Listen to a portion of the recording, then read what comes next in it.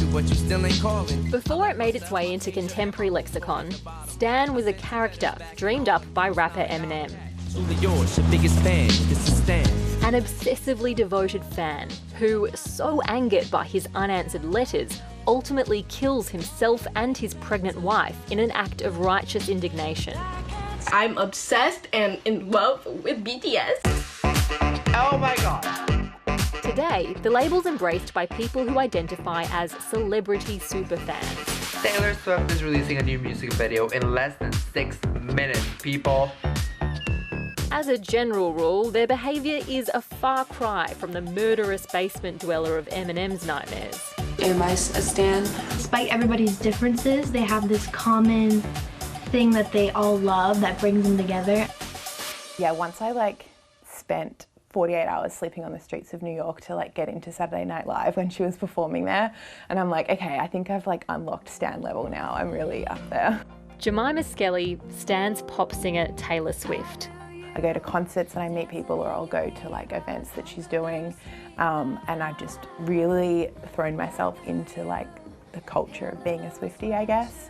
Stan groups like Swifties are made powerful by their sheer number. When they mobilise into so-called Stan armies, they can overwhelm digital platforms, raise millions of dollars at a time, and wield real political clout.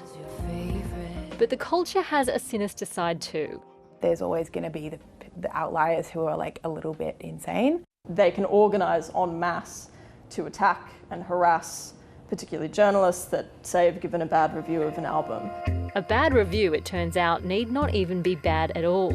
When Pitchfork music critic Gillian Mapes gave Taylor Swift's new album an 8 out of 10, she immediately became the target for death threats. She had calls from strange numbers in the middle of the night. They posted photos of her house online. It was alarming because she'd given her a great review. It didn't make any sense. She didn't even insult Taylor Swift to begin with. Junkie reporters have been targets too.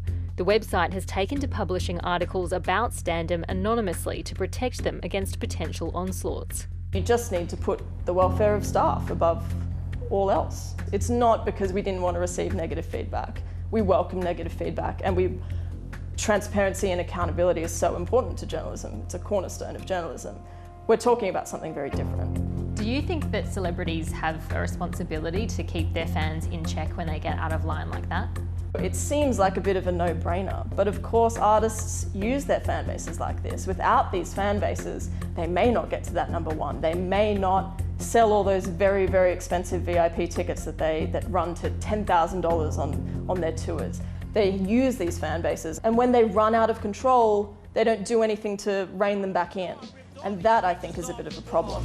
I love you, Slim. Jemima says she does her part to report bad behaviour, and she wants people to remember that destructive stans make up a small piece of the fandom pie. Most of us are just sitting here talking about our favourite songs and sharing photos that we like.